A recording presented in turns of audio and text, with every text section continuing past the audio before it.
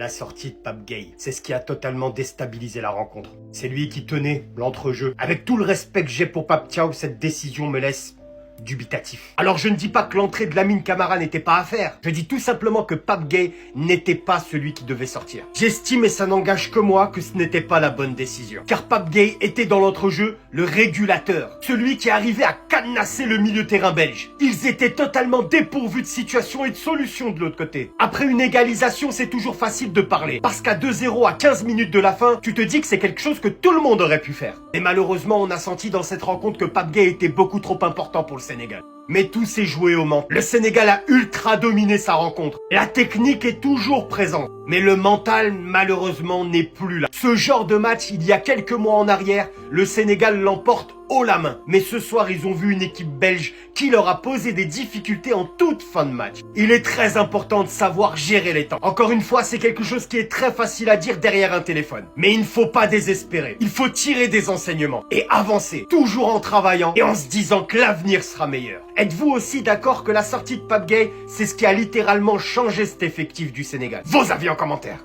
Et Pape Thiaw a saboté le Sénégal avec tous ces changements au milieu de terrain. Au lieu de faire des changements de joueurs qui étaient fatigués, Sadio Mané qui sort tard, Ismaïla Sarr qui sort pas alors qu'ils étaient fatigués. T'aurais dû faire des changements offensifs parce que déjà déséquilibrer tout ton bloc, toute ton équipe, sortir tes 3 joueurs au milieu de terrain qui ont tenu la baraque dans ce match. Ils ont tenu la baraque, ils ont dégoûté les joueurs belges. Au lieu de faire sortir tes attaquants qui étaient fatigués, faire rentrer, je sais pas moi, Bamba Dieng ou d'autres et faire pour ramener, garder ce pressing, pour les laisser garder le pressing, tu ne fais pas de changement, tu sors tout ton milieu. Tu sors tout ton milieu. Tes changements ont été mauvais. Là où les changements de la Belgique ont été très bons. Et regardez cette image. Il voulait se battre. Youri Tillmans voulait monter en l'air Trossard. Il voulait lui péter la gueule. À la pause fraîcheur de la deuxième mi-temps, Tillmans voulait lui péter la gueule. Pour que 15 minutes plus tard, il veuille se faire un bisou. Trossard et Tillmans qui allaient se battre. Trossard, passeur décisif pour Tillmans pour l'égalisation. Le football est pas... Le Sénégal s'est fait voler. Je viens de revoir 10 fois l'action. Il n'y a jamais penalty. Il n'y a jamais penalty. Il n'y a jamais penalty. Je vous donne ma parole que si c'est dans le sens inverse, que si c'est du côté belge, il va jamais siffler penalty. Jamais de la vie. Mohim, c'est pas grave. Ils se sont bien fait à Asbal, le Sénégal. Vous rigolez. Vous êtes contents? Ils auront fait un penalty. Voilà que le Sénégal, il est monté en l'air, les frères. Le Sénégal, ils avaient réussi leur match. Le Sénégal, ils avaient réussi de bonnes choses. Mais Alish, c'est pas grave, les gars. Wallah, c'est pas grave. La prochaine, Inch'Allah, ce sera la bonne. Vous réaliserez un gros parcours. Mais sur ce match-là, vous vous êtes fait à Asba. Une bonne Asba, les frères. Comment il siffle faute sur ça, les frères? Le joueur, il est quasiment déjà tombé. Et en plus de ça, peut-être qu'il touche son pied, mais avant, il touche le ballon. Il arrive en premier sur le ballon, les gars. Je suis désolé. Il a de l'avance, mais bon, c'est pas grave. Mais Alish. Par contre, je vois beaucoup de Sénégalais dire qu'il n'y avait pas pénalty pour la Belgique. Bah, à ce moment-là, il fallait faire comme lors de la CAN au Maroc, et donc derrière quitter le terrain, comme ça a été fait justement au Maroc lors de cette finale de Coupe d'Afrique justement. Et les frères, je suis désolé, votre coach il sait pas gérer de façon générale tout au long de cette Coupe du Monde. C'est pas normal déjà que le Sénégal se qualifie en ayant 2 défaites, 1 victoire. Ça déjà, à partir de ce moment-là, fallait s'en rendre compte. Mais là aujourd'hui, la prestation d'aujourd'hui le montre encore plus parce que t'as la Belgique qui a réussi à te mettre 3 buts derrière. Donc le problème de cette équipe sénégalaise, c'est avant tout Pape Thiaw. Et là aujourd'hui, on l'a vu encore une fois parce que là, on attendait nous devant notre télé qu'il prenne son courage et qu'il fasse comme lors de la CAN et qu'il quitte le terrain. Non, parce qu'il est aux États-Unis, il peut pas se permettre de faire ça. Mais nous, on voulait le voir parce qu'on a vu justement qu'il y a eu des contestations, qu'il n'y a pas pénalty, etc. Bah, à ce moment-là, il fallait contester directement et faire comme lors de la CAN. Mais on attendait ce moment-là, c'est pas venu. Donc moi, je comprends pas, faut m'expliquer. Faut m'expliquer. Et en plus, là, j'ai entendu intervenir. Il a dit comme quoi il n'y avait pas pénalty. Bah, à ce moment-là, pourquoi t'as pas quitté le terrain comme au Maroc, en fait? C'est ça que je comprends pas. Ils ont gâché le mondial de mon frère Mané. Ils ont aussi gâché le mondial de mon gars Ismaïla Sarr, tellement critiqué après son premier match contre la France. Tout était parfait. La charnière était bonne. Niakate, Pathé 6 sur 80 minutes de jeu. Ils étaient irréprochables. Mais il a suffi de faire entrer cet individu à la place de Pape Gueye. Voilà. Voilà. Et moi, je vais le dire, hein, je laisserai personne m'enlever le plaisir de féliciter mon gars Ismaïla Sarr aujourd'hui. Niakate, cette transversale qu'il met sur toi, contrôle poitrine, Ismaïla Sarr.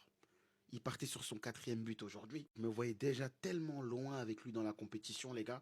Tout était réuni pour gagner aujourd'hui. Tillman, c'est Trossard, ils sont beaux sur le terrain. Je te dis que ton match, il est censé être maîtrisé du début à la fin. Et c'est l'Afrique. Que voulez-vous que je vous dise? Je ne serais pas choqué si pratiquement toutes les équipes sortent dès les 16e. Il n'y a que le Maroc qui a fait l'exploit. Ça ne me choquerait pas que tout le monde sorte. C'est tellement cruel de sortir de la sorte, les gars. Je sais pas comment... bonne nuit, les gars, bonne nuit. Pape Joe. Pourquoi t'as sorti Pape Gay? Pourquoi t'as sorti Pape Gay? Qu'est-ce qui te prend, Pape Joe? Pourquoi t'as sorti Pape Gay? Tu nous as mis la mine comme...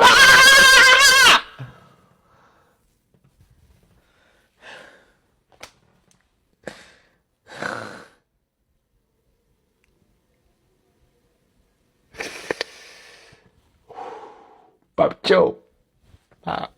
2-0. 2-0 jusqu'à la 86e minute. 2-0. Pape Joe. Pourquoi t'as sorti Pape Gay? Pourquoi t'as sorti Pape Gay? Pourquoi t'as mis Lamine Camara? Hey!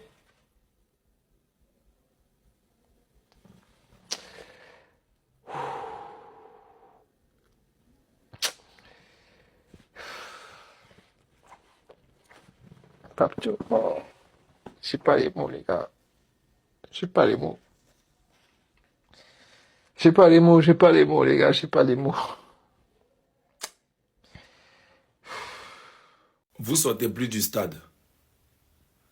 Vous sortez plus du stade. Vous sortez plus du stade. Ce pénalty, il était discutable. C'est là, fallait sortir du stade. Voilà, c'est là. Fallait montrer au monde entier que vous, quand vous dites quelque chose là, ça reste. Vous êtes nuls. Vous êtes nuls. Vous savez pas jouer ballon. Vous là aussi, là, quand la Côte d'Ivoire parle, vous voulez parler. Vous avez joué ballon. Vous savez comment on peut mener 2-0 et puis on vous... Ce qui s'est passé là, vous... En Afrique ici, là, si on parle de ballon, taisez-vous. Les Sénégalais vont penser que c'est IA. Les Sénégalais, vous allez penser que c'est IA. C'est pas IA. Vous avez perdu vrai. 2-0, ça restait 10 minutes, match va finir. Au lieu de s'apprêter pour quitter le terrain, c'est-à-dire qu'au moment où vous voyez, ça reste que 10 minutes. Quittez le terrain. Il n'est pas votre propre comportement, vous-même votre propre comportement. Parce que beaucoup d'hommes vous regardent, vous ne voulez pas quitter le terrain. Vous faites quoi sur le terrain alors que vous menez 2 buts? Quittez le terrain. Maintenant, ça aussi, on peut accepter.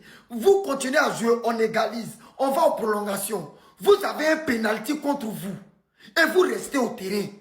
Faites le copier-coller de ce qui s'est passé au Maroc. Pénalty contre vous. Ça reste 2-3 minutes, ça va finir. Quittez le terrain, vous ne voulez pas quitter. Est-ce que ici, là, vous êtes obligé de laisser votre comportement? Vous-même, vous savez que votre comportement qui vous arrange, qui vous qualifie facilement, c'est de quitter le terrain. Maintenant, vous avez un penalty. Et c'est contre Sénégal ici. Donc, quand c'est en Afrique, vous quittez le terrain. Quand c'est en Europe, vous refusez de quitter sur le terrain. Vous avez peur de qui? Trump va vous faire quoi? Trump, c'est comme là. Vous avez gâté l'an des gens. Vous nous avez... C'est que je vous supporte, je me suis assis. Quittez le terrain, vous allez nous rendre fiers. Bon, vous êtes resté sur le terrain. Maintenant, vous perdez. Non, c'est pas la peine, quoi. C'est quelle mentalité, ça, là? Ton propre comportement, il a un comportement. C'est quel comportement qui t'arrange, qui te fait gagner. Vous faites ça. Vous sortez bon terrain, quitte le terrain. Maintenant, vous êtes resté sur le terrain. Voilà ça, vous avez perdu, maintenant. Bon, ça, on va l'expliquer à qui? Tous ceux qui ont joué la Nice Sambre, quand ils viennent au pays, président, son excellence, monsieur le président, l'honorable, Diomaye Faye, il faut les mettre tous en prison. Au Bepla Kasolo, au Djouchi.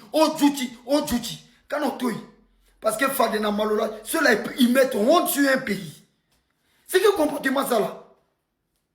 Dernier penalty, quittez le terrain, vous restez sur le terrain, c'est quoi ça? Ah vraiment, aujourd'hui Pape Thiaw a tellement zaï, Quand j'ai vu le match là, oh, ça ne m'a pas plu. Bon, on se capte après pour une toute nouvelle vidéo.